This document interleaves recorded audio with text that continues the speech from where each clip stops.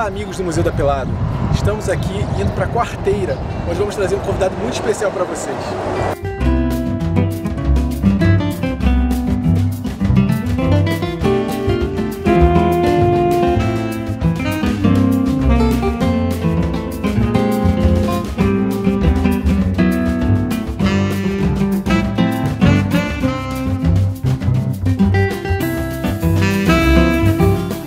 Após quase 4 horas de viagem, chegamos à Quarteira, no sul de Portugal. E aí, já sabem quem é nosso convidado? Vou dar uma dica. Ele estava no esquadrão rubro-negro, campeão da Copa Libertadores de 81.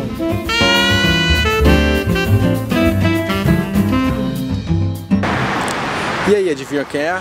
Vamos falar agora com o Anselmo, ex-jogador do Flamengo, jogou lá em 78 e 82. Olha ele aí. Olha o Anselmo lá, passa. E aí, beleza? E aí, Anselmo, tudo bem? Como é que tá? Tudo bom? Certo. Tudo bem. Então, chegaram bem? Chegamos, rapidinho. Você ficou desde o tempo que você jogou aqui? Ficou direto? Não, cara, eu joguei aqui em 88, 89. Eu fui para Recife. Você ainda jogou no esporte, né? Eu fiquei 3 meses no esporte. Depois abriu uma lanchonete e tal, mas depois foi Então você pode dizer, você jogou no Flamengo no esporte, quem é o campeão de 17? Flamengo. Sem titubear. Sem julgamento. Como vocês viram, a gente encontrou com o Anselmo aqui, a gente vai bater um papo.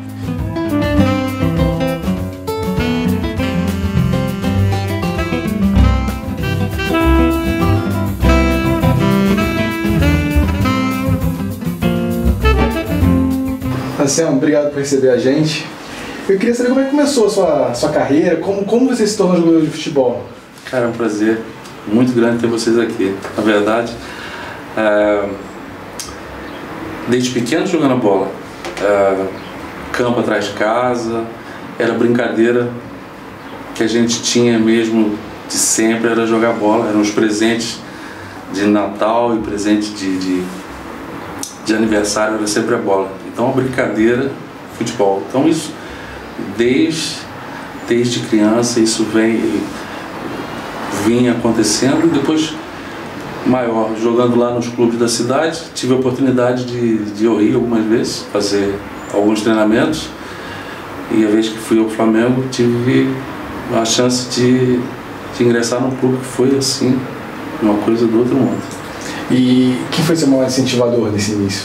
A minha mãe sempre foi uma pessoa que estava na vedação de casa gritando e incentivando. Meu pai também foi uma pessoa que me incentivou bastante, mas acho que dentro de mim sempre teve aquela vontade de jogar futebol, e esse incentivo partiu mesmo da família. Como é que foram esses primeiros testes? Era muito difícil entrar? Olha, os primeiros testes, na verdade, que eu fiz futebol, nem foram assim pensando na verdade no futebol, porque eu tinha alguns amigos que iam passar férias no Rio. E a oportunidade de ir ao Rio passar férias, a possibilidade financeira não existia. Então, assim, como que eu poderia passar as férias no Rio? Então, se eu fosse fazer alguns treinamentos em algum clube, aquilo ficava tranquilo. Eu podia fazer o teste, treinava, ia à praia e consegui, em 2 anos seguidos, fui fazer o teste no Botafogo. E ficava, a distância da praia era o túnel, então eu estava sempre na praia, estava com meus amigos que estavam em Copacabana, então passava as férias na boa. Por acaso, nessas vezes que fui fazer o teste no Botafogo, tive a oportunidade de ficar, mas não era, na verdade, o que eu tinha ido fazer. Depois, quando eu fui ao Flamengo, já fui com o intuito de ficar mesmo, de jogar futebol. E por sorte, fiz o teste no Cocotá, e só fiz um teste e fui para a concentração. Dali para frente, aquilo foi assim, muito rápido. Na verdade, muito rápido. É verdade que você era tricolor na infância? É verdade. Por influência do pessoal da rua, por influência do meu tio. E eu tive essa influência de ser tricolor. Mas depois que você passa a jogar no Flamengo, com aquela torcida. E tudo que aconteceu durante o tempo que eu fiquei no Flamengo, sem chance. Vermelho e preto. Mas na base ainda tinha alguma divisão no coração quando você estava na base do Flamengo, assim? Ou foi amor à primeira vista? Não, não tem jeito. Olha, a primeira vez que eu entrei no Maracanã, a gente nem sabia que ia. Lá o chefe da concentração, na quarta-feira, antes de uma decisão do Flamengo e Vasco, quando a gente acordou para ir para o treino, e ele apontou você e você não vão treinar. E como era aquela época de entravam 2 hoje na concentração, amanhã saíam 3 e entravam mais 5, saíam aquilo estava sempre mudando, e as pessoas pensavam, bom, olha, deram mala pra gente. Na verdade não foi isso. Quando ele disse, olha, vocês vão fazer a preliminar hoje, o coração começou a bater nos pés, trememos até a hora do jogo, e quando foi chegando no Maracanã, que estava pior ainda, foi mesmo, e o pessoal do profissional pegando no pé da gente, falando, olha, se querem descer, é melhor descer aqui, depois que estiver lá dentro não dá mais para ir embora. E depois que você entra no Maracanã e vê aquela torcida, e vê tudo que envolvia o futebol naquela época, era um espetáculo. Qual foi esse seu primeiro jogo no Maracanã? Foi o Flamengo e Vasco de Júnior, que a gente fez a preliminar. Quanto foi, você lembra? 0-0. 0-0? Tem ideia de qual era o público da época? Ai, cara. Tá muito cheio. O público Flamengo e Vasco naquela época, o público era assim, cheio. Agora, quanto de cheio, era muito. Assusta muito o Maracanã, assim, da primeira vez? Assusta, a primeira vez assusta. Só aquele movimento na entrada, quando o ônibus chega, aquele movimento, o pessoal chegando, a torcida ali, assusta. As pessoas que não estão acostumadas com aquilo. Depois aquilo foi muito mais fácil quando você chega no profissional, porque eu joguei campeonato de júnior, nosso campeonato de júnior foi... Eu joguei infanto juvenil no Maracanã e joguei campeonato de júnior. Os nossos jogos, a maioria dos jogos eram no Maracanã, a gente fazia preliminar. Depois quando você chega ao profissional, o coração bate todo dia, não tem jeito. Aí aquela história, não, tô tranquilo já. Você pode estar velhinho, meu amigo, quando você chega lá e entra, o coração bate muito forte. Você foi no novo Maracanã já, depois da obra? Não fui. Mas olha, vendo pela televisão, aquilo, claro, aquilo, você vai se modernizando e as coisas vão mudando, mas você vê aquele pessoal dos Geraldinos, aquele Maracanã antigo, aquilo que eu sempre vi quando eu ia no cinema, que eu via no jornal, aquele pessoal jogando e tal, é diferente. Não fui, mas tenho certeza que tem muita gente sentindo saudade daquele Maracanã. E esse pessoal que acabou sendo campeão depois, era muita panela, porque eles foram subindo do Júnior junto, Adílio, que morava no mesmo lugar que o Júlio César, veio o Zico, o Júnior, eles eram muito fechados mesmo, ou eles eram abertos a quem estava subindo, quem chegava de fora? Eu nunca tive problema com nenhuma situação dessa, nenhuma.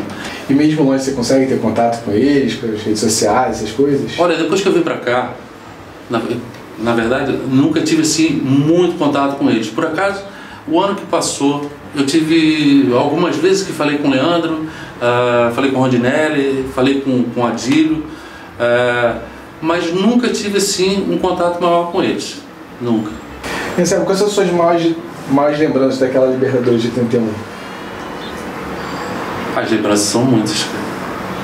Muito, porque a Libertadores naquela época era uma coisa assim. Até hoje a gente está vendo aí, hoje as equipes têm, vamos poupar aqui para jogar Libertadores, a gente não vai jogar por causa da Libertadores, é uma coisa muito importante, que eu acho que os campeonatos estaduais têm mais importância também, o campeonato nacional mais também, porque assim, Libertadores. A Libertadores realmente é importante, claro que é, mas é um tempo diferente. Viagens diferentes, campos diferentes, tudo muito diferente. E depois você jogar fora do Brasil, em alguns lugares, a altura é difícil, mas você está brigando contra a altura, mas você ter alguns adversários uruguaios, quer dizer, são todos argentinos, era muito difícil. Era uma coisa assim, era uma verdadeira batalha, não era uma coisa assim muito fácil de você fazer. Aquele jogo contra o Atlético, que os atleticanos até hoje reclamam, o que você tem de lembrança dele? Assim? Do Atlético, aquele jogo que não acabou, que não acabou. Aquele jogo eu estava lá no banco. Eles tinham que parar os jogadores de alguma forma, né? E acho que a forma que foi usada não era a melhor forma. E olha, por sorte nossa, seguimos em frente. Era um timaço Atlético também, né? Também, sem dúvida, sem dúvida. As equipes brasileiras, o Atlético naquela época era a equipe a bater. E vamos falar do jogo decisivo da Libertadores.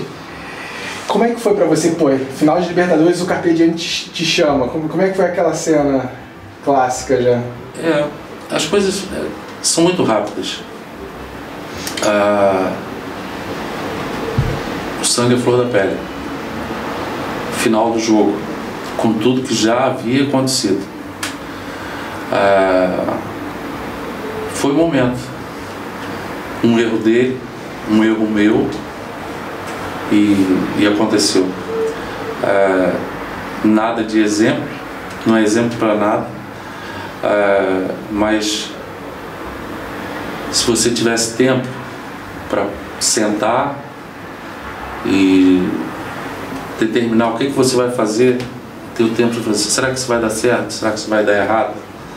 Será que isso é bom? Será que isso é ruim? Não tem tempo para isso.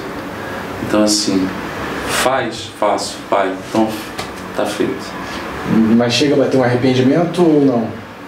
Olha, arrependimento depois, lá na frente, você vai ver o que aconteceu, aí você vai se arrepender. Apanhei muito mais depois, e depois vi algumas coisas diferentes.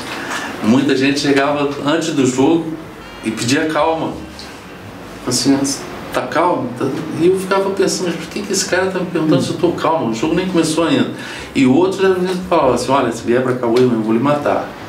Então, quer dizer, foram coisas que aconteceram. Apanhei mais do que tinha gente lá calminho comigo, mas bastante. Você acha que o Mário Souza, no fim das contas, mereceu por tudo que ele fez nos 3 jogos? Olha, vendo tudo que foi feito, as coisas foram filmadas, aqueles pisões no Júnior, pontapés e socos, aquelas coisas. Se você for levar em consideração isso, ele merecia ou não merecia, vendo nesse sentido, sim. Agora, acho que também não cabia a mim, que não tinha tomado nenhum pontapé, nada disso, ter feito o que eu fiz. Mas olha... Você acha que isso acabou prejudicando sua carreira em algum... sem dúvida, sem dúvida. Inclusive, teve uma época que eu tive para ir para o Fluminense. O José Roberto Francalassi, que era o nosso preparador físico, quando foi para o Fluminense, ele ligou para mim e perguntou se eu iria para o Fluminense. Eu falei que sim. E depois, os diretores do Fluminense resolveram não, porque esse rapaz assim, meio disciplinado, ele vai vir para cá, vai arrumar problema. Por causa dessa situação específica. Exatamente. Você já tinha sido expulso antes? Sim. Já. Tá. Também nunca fui flor de se cheirar. Você saiu do Flamengo um pouco tempo depois, né? Acho que foi no ano seguinte. Você deixou o Flamengo. Saí em 82 e fui para Ribeirão Preto. E você acha que teve uma relação dessa sua saída com o episódio da Libertadores? Olha, eu não acredito que tenha tido relação uma coisa com a outra. Não vejo por esse lado. Mas as coisas mudaram dentro do clube, treinadores mudaram. E o Carpe Diem é que desbancou para sua ida para o Mundial, né? Que se você sabe se foi isso mesmo que aconteceu, sua ida para Tóquio. Na verdade, eu não tinha possibilidade de jogo. Eu tinha sido suspenso E depois na relação, acho que por ter acontecido o que aconteceu, não só o Paulo, mas as outras pessoas, claro que presidentes e outros jogadores, inclusive, resolveram que eu fosse também. E como é que foi a saída do Japão, assim, de espectador, né? Quase dentro do campo. Claro que era muito melhor se eu tivesse entrado assim 1 minuto, seria muito bom. Mas estar junto com aquelas pessoas que convivia anos e anos e anos. E muitas vezes as pessoas, até uma vez alguém veio aqui e me fez uma pergunta, mas aquilo, o porquê de fazer aquilo no jogo anterior, também foi assim, tipo, a gente vive tanto tempo junto, aquilo, tinham pessoas ali que eram assim, tipo família. Assim como o Vitor, que é meu irmão, assim, a gente viveu junto dentro da concentração, a gente morou junto. A gente não tem contato, mas eu gosto muito dele, tenho certeza que a recíproca é verdadeira. E são muitos, aquela convivência, aquelas coisas todas, e você viver aquilo e ganhar junto, aquilo é muito bom. Você estava me falando que você jogava suas peladinhas, mas mudou o hobby agora, né? Pois é, agora vou atrás dos peixinhos. E como é essa troca, assim, da bola pela vida marítima? Cara, a bola é um sonho, né? O cara fazer aquilo, fazer o que gosta, tá ali todo dia, treinar, algumas coisas não é muito bom, né? Você vai correr daqui, até onde? Tanto assim. E agora, eu me lembro que em Ribeirão Preto, uma vez, o Louris Sandri mandou a gente correr 12 quilômetros. Depois tivemos que correr mesmo, porque a gente foi correr dentro de um canavial e foi na época de pôr fogo para cortar o canavial. Então, quando a gente estava no meio do caminho, puseram fogo no canavial. E a gente, meu amigo, aquele dia a gente correu, além de correr muito, muito rápido, porque senão o fogo pegava a gente. Mas você vê agora, o pessoal corre 2 vezes mais do que isso, e a velocidade que eles correm. Eu até comentei com o professor lá outro dia, eu falei, professor, tô tão cansado hoje. Ele falou, mas então o que você fez? Eu falei, eu vi o jogo ontem. Os caras correram tanto que eu estou morto de cansado só em ver aqueles caras correndo. É verdade. Tá bem que muitas vezes não estão pensando muito, mas que eles estão correndo demais. Então, Sam, como é que foi essa sua vinda para Portugal? Depois voltou ao Brasil e aí veio morar em Portugal. Como aconteceu isso? Na verdade, o pensamento não era voltar. O pensamento era seguir o caminho, Recife, ficar um tempo, ir para o Rio e por lá ficar. Mas no final fiquei em Recife. E depois algumas coisas que aconteceram, eu tive a lanchonete, e depois a segurança na época estava assim muito complicada, eu tinha 2 filhos pequenos, e depois de alguns acontecimentos resolvi voltar para Portugal. E a princípio também vai pensando, bom, isso não vai continuar para sempre, isso vai ficar mais tranquilo, os meninos crescem e tal. Só que o tempo passa muito rápido. Eles já cresceram muito, já foram embora e eu continuo aqui. E como é que é a sua vida aqui em Portugal? Como é que é o seu dia a dia aqui? Olha, você já viu a tranquilidade que é aqui, né? No verão a gente tem um movimento maior, tem praia, solzinho, muita gente e tal.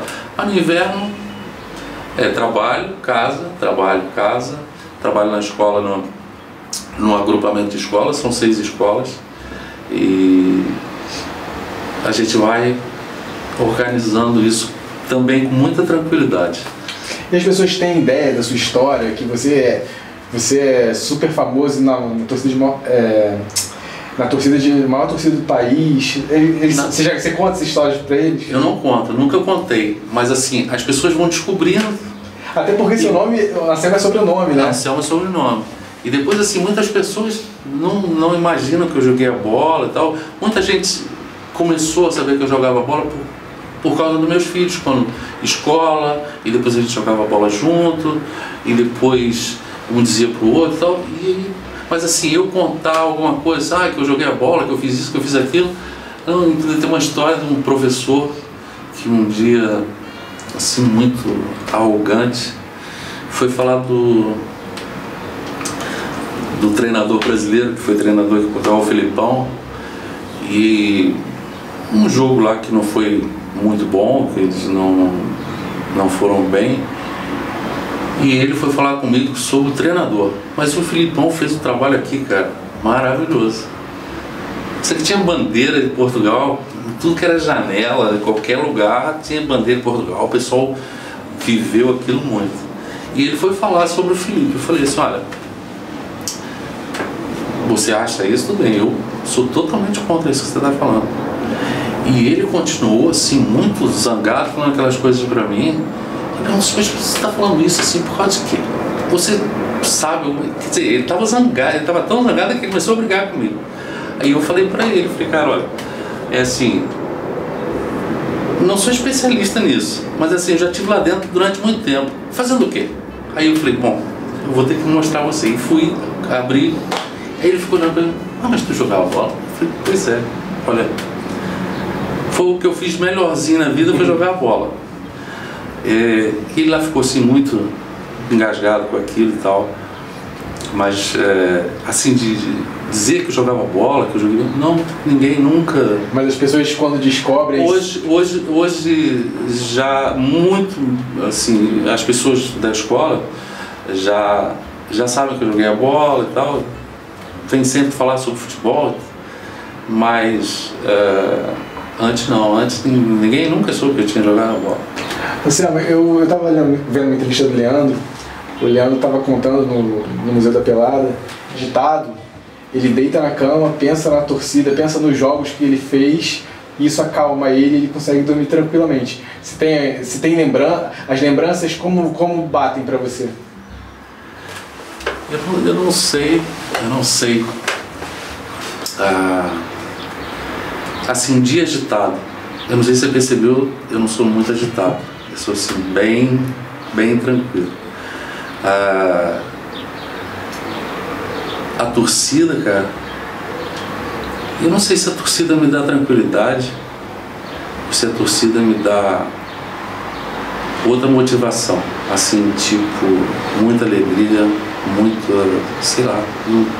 Um dia eu falei, eu não sei decifrar a sensação de estar lá dentro do Maracanã com a torcida gritando seu nome.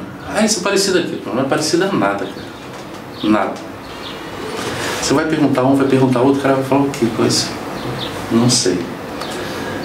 Não consegui decifrar esse momento de estar lá dentro, principalmente você faz um gol. Eu tenho uma cena com o Vitor contra o Curitiba, que eu fiz o gol contra o Curitiba, que a gente ganhou de quadra 3 na semifinal, não foi? E o coach mandou eu aquecer. Eu disse para aquecer com o Franca Lassi. Passado um tempo, por causa de jogar a primeira partida em Minas, ou jogar no Rio, enquanto eu estava aquecendo, o Coutinho desceu com o Vitor e falou, Franca, eu acho que vou pôr o Vitor para segurar esse resultado. E o Franca Lassi disse a ele, olha, eu acho melhor a gente atacar. Ele falou, então vai. E aí eu entrei e eu falei com o Vitor, vou fazer um gol, vou vir aqui te dar um abraço. E o carrinho legal de Rondinelli, Tita. O Bandeira diz que tá tudo normal. Anselmo, fintado, o goleiro pode sair, o quarto gol do Flamengo. Gol!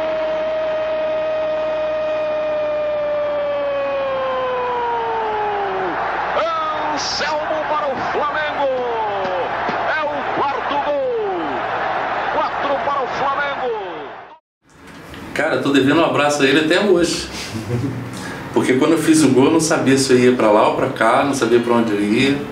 Você fica assim meio desorientado. E depois eu só vi o Vitor depois que eu cheguei lá no meio do campo, que eu olhei, ele tava lá, me esperando. Eu falei, cara, olha.